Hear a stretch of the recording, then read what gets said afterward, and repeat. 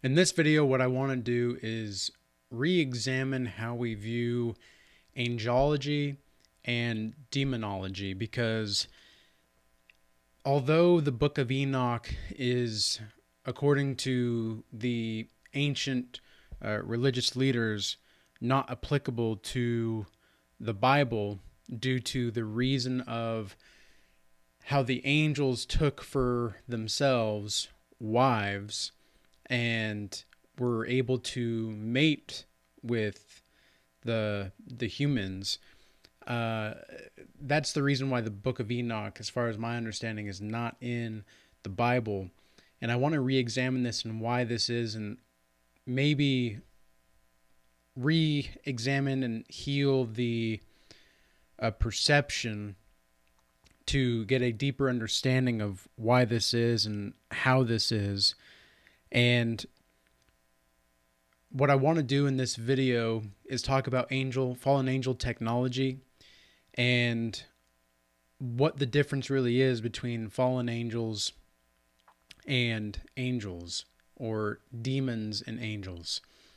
So we're going to be reading this right here, maybe not all of it, but enough to substantiate what the claim is here. And then I'm also going to show you some videos of the new Tesla Optimus robot here as well that we're going to be checking out. And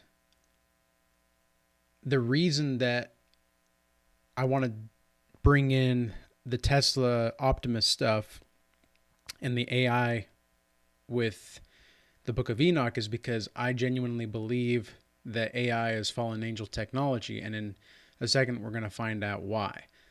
So without further ado, let's jump into it. So this is the Book of Enoch, and they took upon to themselves wives, and each chose one for himself one, and they began to go into them and mix with them and taught them, this is the really important part, taught them charms and conjurations, made them acquainted with the cutting of roots and woods, and they became pregnant and brought forth great giants whose stature was 3,000 ells. Now, whether or not these were actually great giants is up to debate, but what the purpose that we need to understand is that these can be giants of any kind of means. Like, you've all heard the saying, standing on the shoulders of giants. Well, what that can mean is, just making sure you guys can see this here. What that can mean is they were just so great in their majesty and impressiveness that they were basically standing 3,000 ells. Now, obviously, we don't have any kind of genuine like skulls or anything like that to claim this. But if you look at the Egyptians and if you look at the Greeks, and they had these huge statues and buildings and carvings made of these kinds of giants, it kind of makes it seem like this is a possibility. And speaking of the Egyptians and the Greeks, this is also something to take note of. In Egyptian and Greek mythology, both of these mythologies, which had gods and goddesses, not just one god, okay? Gods and goddesses, they were, and they would, give certain things to mankind, but also they would mate with them. And I had a vision a while back, a few years ago, with an Egyptian goddess at one time, and then an Egyptian god at another. And then I also had a few other visions with the Greek gods. And one in particular that I remember very clearly was Aphrodite. And I won't go into too much detail about the vision itself because there's a lot to expand on it, and I've had multiple visions with these kinds of people. Well, again, they're not necessarily people, but they look like people. And in the vision, I was shown that these are fallen angels. The gods and goddesses of old are fallen angels. And that's why when the Greeks and the Egyptians and all these other kinds of mythologies give praise to these gods and goddesses, well, there's a reason for it, because the angels gave mankind certain things. Okay, there's certain other things that are given unto the people, the human beings, because of the angels. So these devoured all the acquisitions of mankind till men were unable to sustain themselves. All right. And the giants turned themselves against mankind in order to devour them. And they began to sin amongst the birds and the beasts, and against creeping things and the fish, and devoured their flesh among themselves, and drank the blood thereof. Then the earth complained of the unjust ones. Okay, we're going to go through one more chapter here, but I want to discuss these things because this is really important and it ties in with Genesis. Remember, in Genesis, man should have dominion over the fowl of the air, which is the birds, the fish of the sea, and then also anything that moves upon the earth, so the beasts and the creeping things.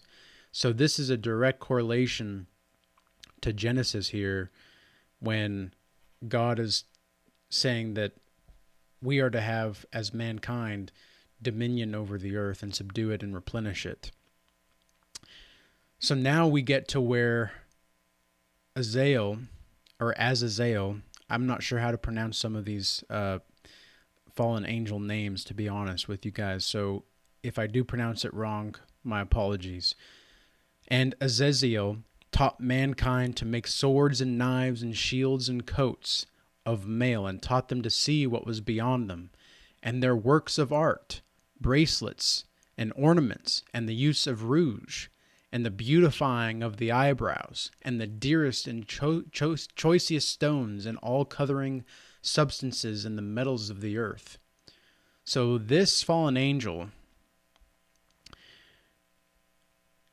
gave mankind weaponry, showed them how to make weapons, and also makeup, which is the bracelets and ornaments and the use of rouge and the beautifying of the eyebrows. You see, makeup is fallen angel technology. And in the Bible, the only woman that has makeup is Jezebel. And obviously anybody that knows my channel knows that we talk about Jezebels quite a bit here on this channel. And the Jezebels are a spirit, like the spirit of Jezebel herself is a spirit that seeks to destroy man, and not just like mankind, because I don't really like to say like, oh, humankind, like human being, we're all human beings, yes, but mankind, it's the same thing. But anyway, mankind has certain qualities and certain things where if they're taught certain things, it's going to lead to the destruction of the flesh. And again, these fallen angels are going to be devouring the flesh of the Most High's creation anyway, if this happens. And we all have free will. And so I think personally that the fallen angels are actually a part of, we can think about it as the demonologies of angelichood. And these fallen angels are corrupting with great wickedness the human beings, and we'll move on further here now. So picking up from where we left off, and there was a great wickedness and much fornication, and they sinned, and all their ways were corrupt. And Amazarok taught all the conjurers and root cutters, Armaros, the loosening of conjurations, Barakal, the astrologers, Kokabel, the signs, and Temel taught astrology. And Asradel taught the course of the moon, And in the destruction of mankind, they cried aloud, and their voices reached to heaven. So this goes directly in line with a lot of what the Bible has to say, apart from the mating of angels. And I think that it can be legitimized because as the Bible states, the giants, the Nephilim, how do you pronounce them? The Nephilim giants. So these giants, the Bible does talk about this, and this is a direct correlation to here in the book of Enoch, the great giants whose stature was 3,000 ells. Okay, and we have a lot of similarities here, but this is important to understand because the fallen angel technology, all fallen angel technology is meant to destroy mankind. Okay, but it doesn't mean that it has to. That's the difference. That's what I'm taking away from this.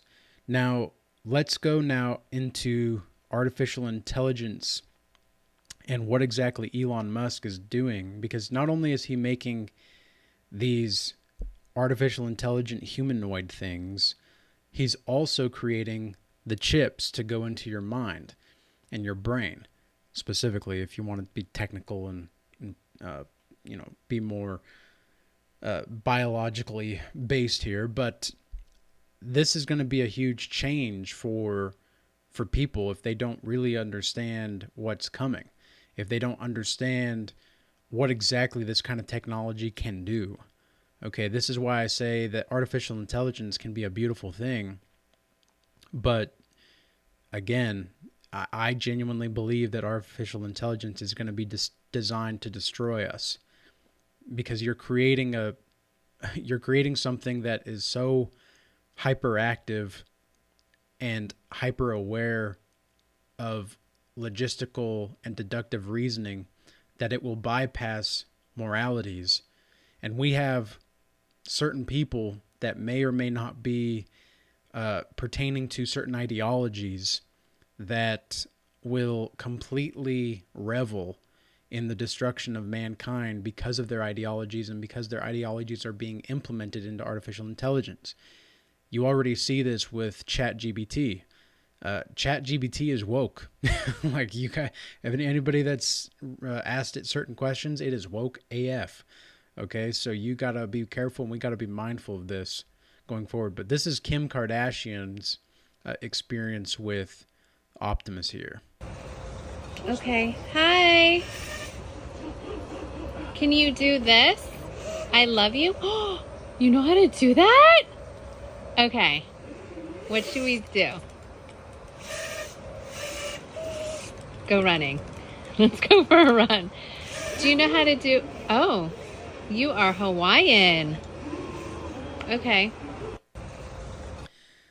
So this was a great marketing tactic by the Tesla team, even though I don't know if it was actually a marketing thing, but brilliant marketing on their part. They don't even have to really market their product, because it's just going to be that seductive. And again, these devoured all the acquisitions of mankind till men were unable to sustain themselves. I think that's what's happening here, is we're going to be seeing that this kind of technology is meant for mankind to not sustain itself. So this is from the AI Nexus. This is a newer channel from the looks of it, but I thought the way that this layout was really good. So go feel free to check out some of these videos here. I'm sorry, can I actually have everyone to take one step backwards? Thank you, I do need space to function. Tesla's Optimus robot is sure just a robot, yeah? But is there a possibility that it could be conscious? Yes, you heard the question right. Elon Musk and Tesla's groundbreaking AI developments have sparked real conversations about machine consciousness. So, what does it mean to be conscious? And could Optimus fit the bill? let's dive into 7 fascinating reasons why Optimus might just be closer to consciousness than you think. Brace yourself, because what you're about to find out might just shock you. Before we dive into why the Tesla Optimus could have some level of consciousness, let's first get a better grasp of what consciousness even means. So again, this is going to be a piece of technology that dumbs down human beings. And it is not necessarily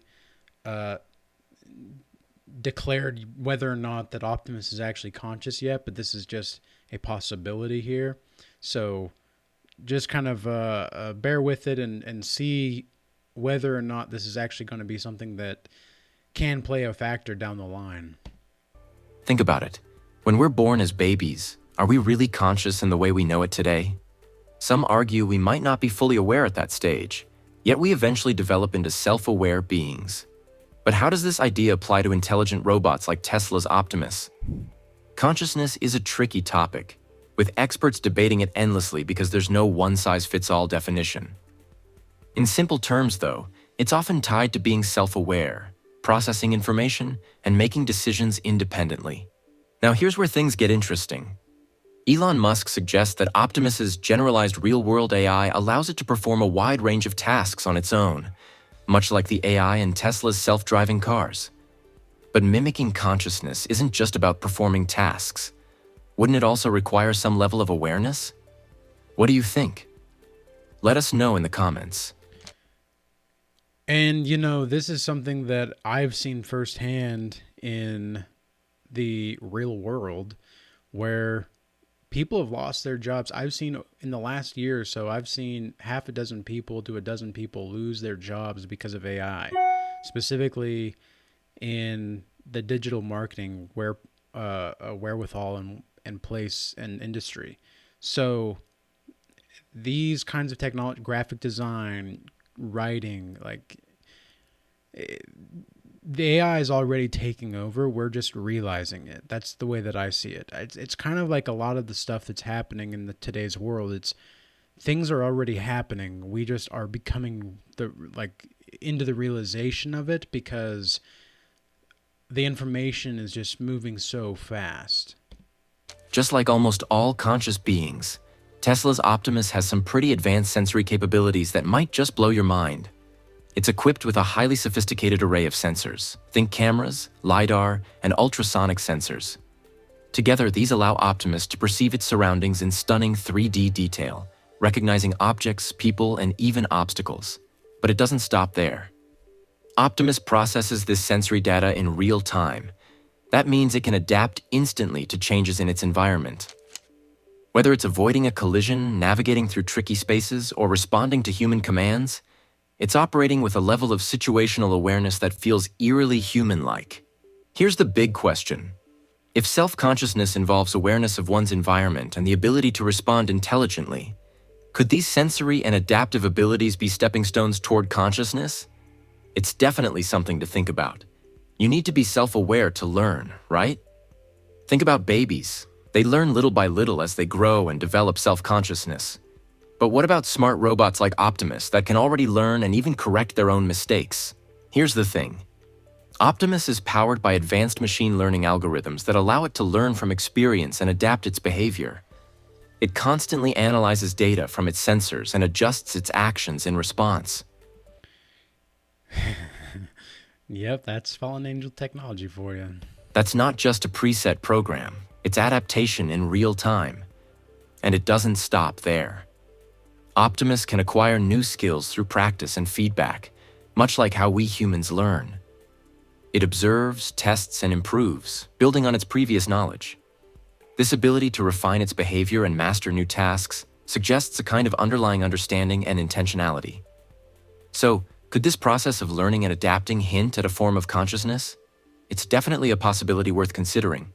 But don't decide just yet. Our next point might totally convince you.